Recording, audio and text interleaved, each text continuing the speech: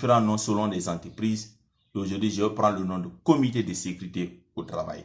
En suivant cette vidéo jusqu'à la fin, vous allez tous savoir sur le fonctionnement d'un comité de sécurité au travail. De façon spécifique, nous allons discuter dans cette vidéo quelles sont les obligations réglementaires en matière de comité de sécurité au travail. En deux, nous allons voir quel est le but principal pour une entreprise d'avoir un comité de sécurité au travail. En point 3, nous allons voir quelle doit être la composition d'un comité de sécurité. En point 4, nous allons voir quelle doit être la formation de base, les formations de base que les membres du comité doivent recevoir avant le début de leur mission. En point 5, nous allons voir quels sont les rôles principaux du comité de sécurité dans le système de gestion de la santé et sécurité au travail. Donc, ce sont ces 5 points que nous allons développer dans cette vidéo.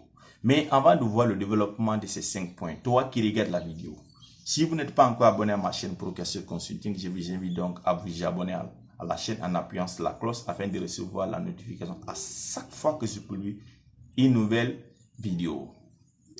Voyez donc le premier point.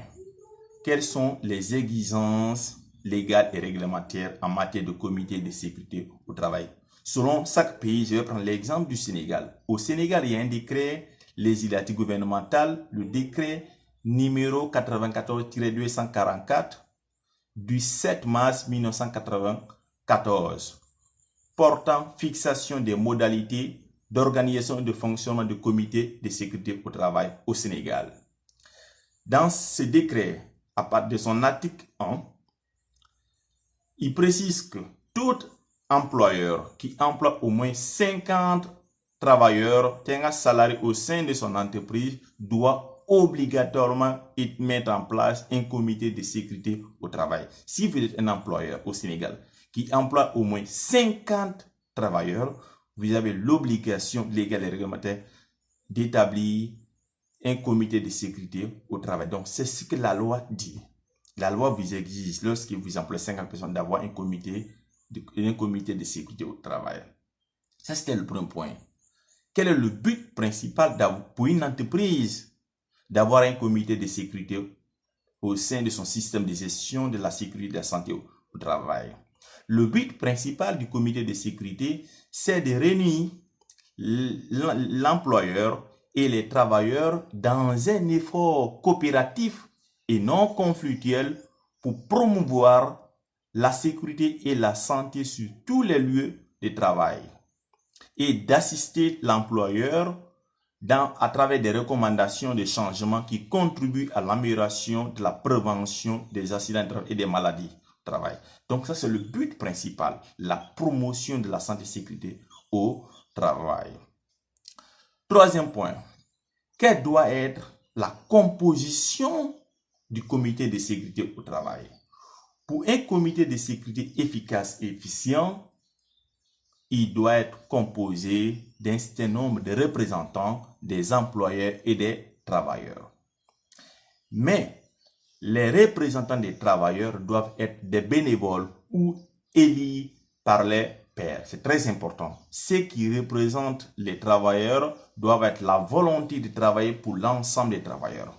Ils doivent avoir un certain nombre de légitimité de leurs pairs. C'est pourquoi ils doivent être élus pour avoir la crédibilité de travailler bien. Donc, en cas d'accord entre les travailleurs et l'employeur, le nombre de représentants des travailleurs au sein du comité doit être supérieur au nombre de représentants des employeurs. Et le président du comité doit être élu par les membres même du comité de sécurité. Et il doit avoir un premier président qui doit être élu souvent, qui doit être un représentant de l'employeur, et le vice-président doit être élu, par exemple, doit être un représentant des travailleurs. Donc, naturellement, le secrétaire du comité doit être le responsable ou le chargé de la santé et sécurité au travail de l'entreprise. Et il doit avoir des élections selon des périodes définies selon le fonctionnement de l'entreprise, rotatif, où il y a un président doit venir du représentant des travailleurs. Donc, c'est ça la composition. Il doit représenter des membres des travailleurs et des représentants des employeurs. Donc, le quatrième point, quelles sont les formations de base nécessaires que les membres du comité doivent recevoir avant de démarrer leur mission. Pour assurer la capacité, pour permettre les membres du comité d'assurer leur mission régalienne, ils doivent recevoir une certaine formation de base nécessaire. Concernant par exemple l'identification des dangers. Il doit être formé aux techniques d'identification des dangers, c'est-à-dire aux techniques d'inspection du travail, d'observation formelle ou informelle, de techniques d'analyse sécurité des tâches, d'analyse sécurité des tâches. Et il doit être formé aussi aux procédures d'enquête et d'analyse des incidents et accidents du travail.